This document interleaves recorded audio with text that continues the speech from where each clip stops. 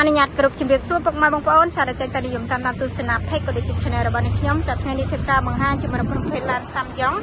ចាស្លាកលេខ 2AO ចាជាមួយនឹងជាន់ដាក់លេខវែងរួចចាតាំងដុកអីចាប់រួចចាជាគៀងពុជ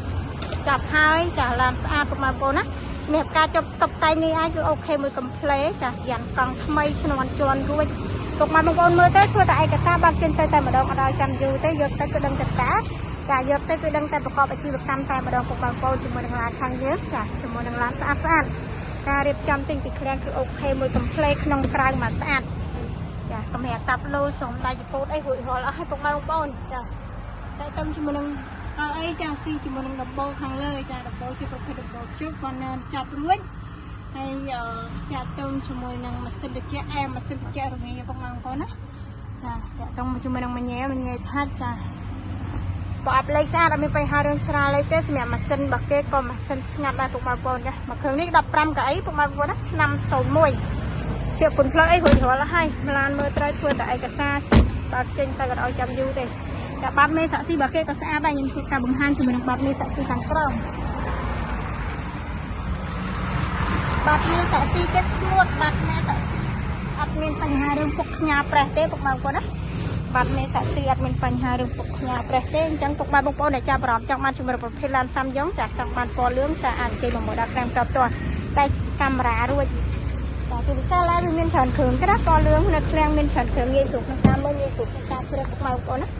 ចាតម្លៃនៅក្រោមវីដេអូនេះស្រាប់តម្លៃនេះដែរយើងអាចជជែកចោះចាមើលឡានចាក់ស្ដែងជជែកតម្លៃបន្ថែមបានកាយហុយអីនៅស្អាតគ្រឿងចូលអីថ្មីពុកបងប្អូនចាវាំងនូនអីចាប់រួចទៀតចា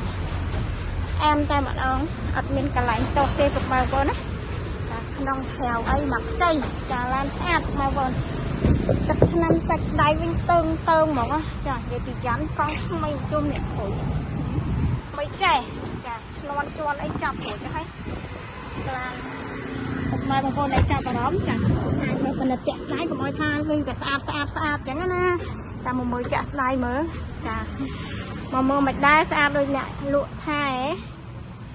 ស្អាតដូចអ្នកឡាយនិយាយចាមកមើលចាក់ស្ដាយចាទើបច្បាស់ 100% ងាយស្រួលក្នុងការសម្រេចចិត្តចាស្រឡាញ់ពេញចិត្តអូខេធ្វើឯកសារយកចាអត់ស្រឡាញ់អត់ពេញចិត្តអត់មានបញ្ហាមានឡានទៀតឲ្យមើលចាឡានពណ៌លឿងនៅក្រាស់មាន3 4គ្រឿង4 5គ្រឿងដែរសិតតែឡានស្អាតឡានហេតុរួចឆ្នាំខ្ពស់ក៏មានហាំទៀតក៏មានណាពុកបងប្អូនចាប់អារម្មណ៍ចេញមើលផ្ទាល់មកមានឡានច្រើនគ្រឿងចេះពុកបងប្អូនមកអត់ប្របាក់ក្នុងការមើលអត់ប្របាក់ក្នុងការជ្រើសទេចាស្រឡាញ់មួយណាជ្រើសមួយហ្នឹង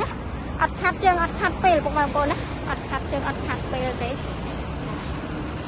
អរគុណច្រើនមែនតើសម្រាប់ការតាមដានទស្សនាវីដេអូចាតាំងពីដើមរហូតដល់ចប់កុំភ្លេចជួយធ្វើការ like page ចាក៏ដូចជា subscribe channel ម្នាក់មួយ